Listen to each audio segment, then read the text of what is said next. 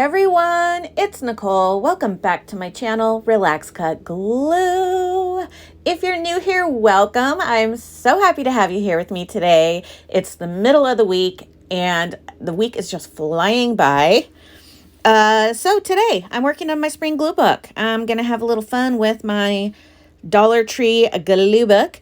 This little book here I got in a pack of 4 at the Dollar Tree in the teacher section. What was I talking about here? Oh, I was talking about how when you glue in a glue book, especially something like a composition notebook, usually things that are bound by staples or thread or whatever, not a spiral bound. If you work only front to back, your book will begin to fold and it'll start rolling to the right. So I always suggest working throughout your book, not just front to back, but work in the front, the middle, the back, the front, the middle, all over the place. And in this book, I don't know why, I just kept going, working on the next page, and my book is starting to slowly roll to the right. Your spine just begins to go that way because you have all your artwork on that side. So I'm working from the back to the front, which I know, ladies, is the wrong thing. Or never mind. I'm just going to stop there. I was going to say something, but I'm not now. I'm going to be a good girl today. So I'm having so much fun with this page. I definitely need to cut some more things out. I thought I had more things than I did. And I have enough like square rectangle things. I just need to cut out more fussy cut type things, I guess. So I'm going to work on that today, maybe. I say maybe because I always say, oh, I'm going to work on that later. And then I never do. Don't act like I'm the only one. You do it too. Come on now. Stop the cap. Oh, man. You know what? Sometimes when I laugh like that, I think I sound like Betty Rubble. Shoot, now I'm doing it again. Stop. Nobody's ever told me that, but I feel like I do. Oh, well. Anyways, okay, moving on. This is why I'm doing a voiceover, because I originally was talking in this video and I was all over the place. I'm in a mood today. I'm just in a mood. I don't know what my deal is. And not in a bad mood. I'm just very chatty and awkward, my normal self, that kind of stuff. So I'm just having fun playing in my glue book. Jackson's out in the living room dusting. Today is our family cleaning day. We always clean on Wednesdays. So everything gets cleaned, vacuumed, the floors get mopped, all that kind of stuff. So we have that going on today. I have a roast in the crock pot, and I am telling you, my house smells so freaking good. Oh my gosh. So I stabbed it a bunch of times, got my frustrations out on this roast. And then I chopped up some garlic cloves, and then I shoved garlic into the little holes of roast. Oh my gosh, my house smells so good. So good. And then last night I made the boys homemade meatball subs again because they were loving it when I made them last time. So I made my own meatballs and we added Parmesan and basil and like all kinds of stuff. Anyways, they love them. I am not a fan of a meatball sub. I'm really not an Italian food kind of person. I am a Mexican food girl all the way. Every day, all day, I could have Mexican food. I love it.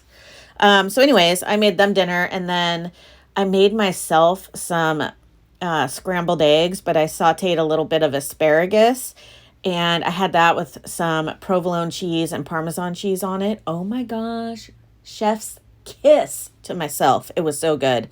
I don't know what it is about scrambled eggs, but I love having scrambled eggs with cheese with either asparagus or avocado on them. Those are my 2 favorite things. Love it. And I really want it again, but all I have left is 1 stinking egg. Of course, the one time I want to make scrambled eggs, I only have 1 egg. So I must go to the store and get some more eggs. Love it. I'm just auditioning a bunch of little pages here.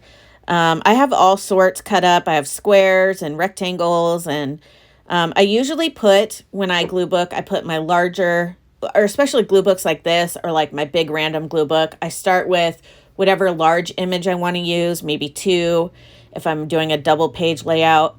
And then I do my medium images, and then I get down to small, and then I work on fussy cuts and words. So that's that's kind of like my game plan for a glue book page. So I put my large image that I want, gosh, those are hard to say together. I put those down first, and then I just kind of work around them. I had Sherman in here while I was filming, and he was snoring so loud, and he ripped one and totally hotboxed me in my craft room. So rude. It was disgusting. So I had to live through it. Thankfully you didn't, but you have to live vicariously through me because I'm sharing it with you. Oh man, pugs and their toots, I tell ya, nasty. It is so nice today. It was really foggy this morning up until about an hour ago. I mean, you could see the fog even on the ground, like you could see it like floating in the air.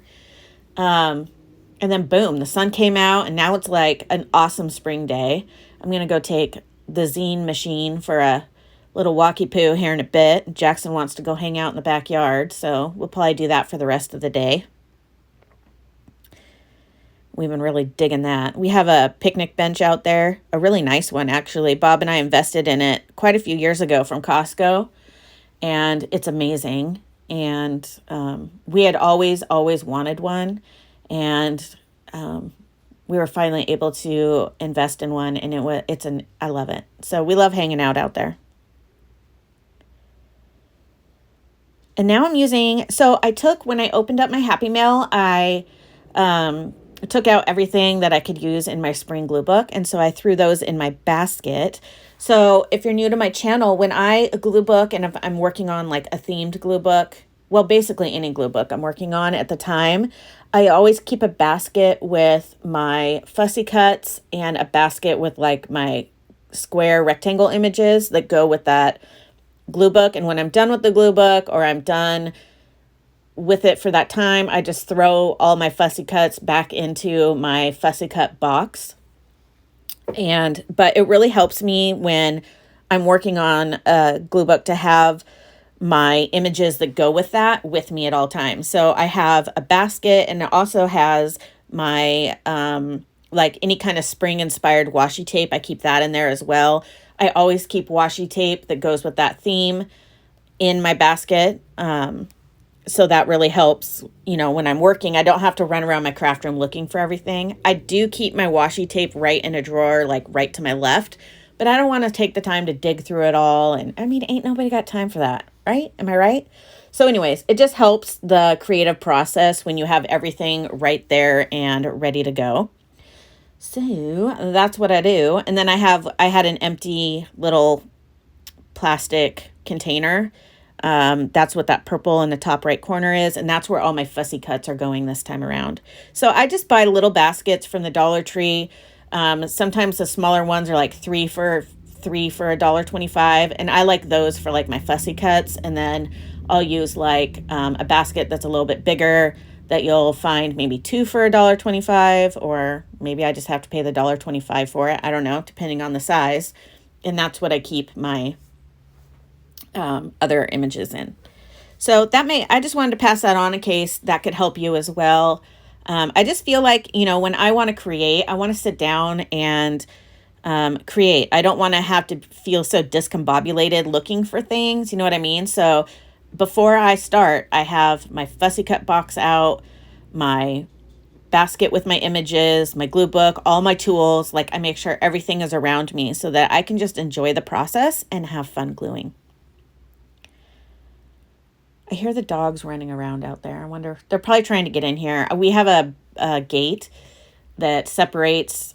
So my craft room is in the front of the house by the front door. And so we have a baby gate type situation. It's more like a dog gate right there, so that like if we want to answer the front door and don't want our dogs jumping around at our feet, you know what I mean? So it's right there, so they can see out the door when we have it open, but they aren't like up at the door trying to, scare people that are at our door. Not that anybody comes to our door, because I never open it. I would never answer my door. People get so frustrated with me, but I'm definitely one of those. I'm not, if you don't tell me you're coming over, I am not answering my door, period. And you may even tell me you're coming over and I still probably won't answer my door. I just don't. Yeah, I don't know. And now, you know, we have cameras, so I can just be like, yo, what do you want? Get off my lawn. Get off my porch. Oh, man. Bob and I are going to be a handful when we're old. He's going to be a get off my lawn type of guy, and I'm going to be the type of grandma that bites people. I think you guys already know this about my personality. Poor Bob. He's going to have his handful with me, let me tell you. Oh, man. Have you guys seen that meme where it's like marriage is just constant yelling from the other room to your spouse saying, huh? What? Oh my gosh. My husband does that all the time and it drives me absolutely nuts. I'm like, I know you heard me. Nice try. You're not hard of hearing. I think that's his way of like, kind of like a child, you know, or like somebody that's getting interrogated by a police officer where they repeat the question to buy themselves a little bit more time to answer it correctly. Oh, man. My husband, he's the sweetest guy. He is so nice. I love my husband. And he watches my videos at work. Not all the time, but probably not today because he's busy. But I'd love to hear what he had to say about this little conversation. He would agree. He would totally agree. I love that daisy right there. So most of the images, I'm looking at the page right now. Half of these images I used on this page, on these 2 pages, maybe even more, came from a free catalog, the Lakeside catalog. And the rest came from Happy Mail. And quite a few came from free like junk mail that was in my mailbox and like pamphlets I get from my grocery store and stuff like that. I cut out anything that has anything spring related words in it or spring foods or plants or whatever. And then the other 2 things I used in here were from my Birds and Blooms magazine. So really I used Birds and Blooms, free junk mail stuff, Happy Mail things that were gifted to me, and the Lakeside catalog. That's literally everything that's in there. A very inexpensive page layout. Oh my gosh, I love cutting off the edges so much. I know I mention it in almost every video, and I probably will continue to do so, so be ready for that. But it is my favorite part. It's so satisfying to cut off the edges and then like look at your piece, and it just looks so much better when you cut off those edges, and it just looks more put together, and I love that. It's kind of the same feeling I get when I cut up a masterboard, although hard to do so to begin with. That first cut is so hard. But then afterwards, they just look so good, and it's so fun to see what you're left with. I think that's why I enjoy cutting off the edges that hang over my pages. Why am I talking? Sometimes I just start, you guys, it's like chatting with a friend. I just start rambling about like whatevs. I think you guys have gotten that at this point, but I'm a bit of a nutcase. Oh, I love that little doggy right there. That was free. That was in a catalog. Sometimes adding the fussy cuts, that used to be like my favorite part, and it still kind of is, but sometimes I get frustrated because I'm like, I don't have what I want for that piece, or so I tend to overthink this process a little bit more when it doesn't need to be, but I kind of struggled with this page just because I didn't have the fussy cut items I wanted. So I definitely need to cut. Maybe I'll sit outside with Jackson. It's not very windy, so I think I could do it. And fussy cut some stuff. Isn't that bird so pretty? So pretty. That cat is from Happy Meal as well. I was going to use that in my page and I totally forgot, and now I don't have space for it. So I'll have to use it on another page. Bob's surgery is coming up, and oh my gosh, it has been so much work. He has so much prep for it. It's unbelievable. Prep starting 8 days before surgery. So that's what we're working on right now, is getting all that stuff organized. And he is going to have a rough night before surgery because he has to do his cleansing prep, kind of close to what you would do for a colonoscopy. And then he has to get up. He has to start at 6:30 at night and then get up at 2:30 in the morning and do it again. And then we have to be to the hospital by 6:30, no later, in the morning. So Mama's going to be exhausted. And then I need to pack a bag of craft stuff because his surgery is going to be anywhere from 4 to 6 hours. So he's like, you could just go home during that time. And I'm like, absolutely not. I am not leaving that hospital. I need to know that my husband's okay. So I will be sitting there the entire time. I will stay the first night with him probably. But then after that, I will just go and stay all day with him. I go early in the morning and then I go home at night because I have to sleep in my own bed. It's just awful sleeping in the hospital room. So anyways, that's the plan. All right, guys, thank you so much for hanging out with me today, taking time out of your day to watch my video. I really appreciate you. Don't forget to hit that like button. It helps me out. Drink some water, and I will see you guys tomorrow. Bye, friends.